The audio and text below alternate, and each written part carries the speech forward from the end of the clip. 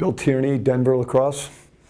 What we're going to talk about now is kind of the second step in the defense. We talked earlier about the individual play on the ball. Now the biggest change, or the most important part of this is your slide man. You know, in a slide and recover system, you have to have somebody to slide, and everybody's got to know who that person is. So if we assume, as we said earlier, that our man on the ball is covering correctly and he drives this guy down the side, we draw this imaginary circle, which is the size of the regular crease. We put cones out there, you know, that duplicate the second crease, because if you're outside that circle, it gets too wide for a crease type slide.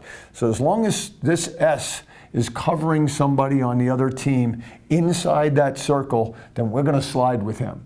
We'll talk about, you know, backside fills coming in and taking his spot, depending on where the man's dodging from or whatever. But in general, it's going to be, we're going to slide from the crease if somebody's in there with, you know, covering an offensive player.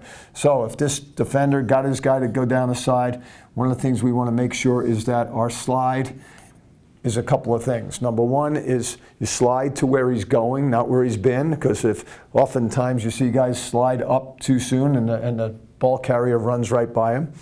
Secondly, you've got to break down because you don't want to get run by. And thirdly, you got to make sure that you stay in front of the ball carrier so that the guy who's defending can stay on him, and you can sometimes get a little squeeze before you roll off and recover. So that's how we would do it if it was an alley dodge. From the wing, as we said earlier, the feet pointing toward the corner of the field, you're stopping him from getting upfield. On the drive under, same thing. We're looking for a good angle slide that comes to a point of where he's going. You're seeing this dodge is becoming so popular in lacrosse now because the dodger knows he can either get a great shot or he's going to get a penalty called on the defender. So we've got to make sure this slide gets there early enough that he can't get under and make, you know, put pressure on the offensive players or the referees for that matter. So if it's on the wing, we drive him under and we slide, again, to where he's going, break down 2 or 3 steps before, and try to be physical with him and not let him get to the goal. If it's somebody from behind, again, we're assuming that our guy did the right thing as he drove up. We stopped the man from getting to the goal line extended, and we forced the inside roll. The slide again comes right here to where he's going, and we stay on the squeeze and try to double team him there. The other thing that people then ask, so that would be our crease slide. The other thing that people then ask is, what if nobody's in the crease?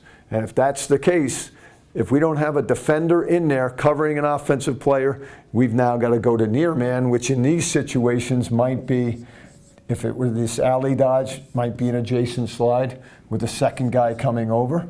If it was the wing dodge, we might come from the top or the bottom. And if it was an attackman, it would be a coma slide coming across the crease.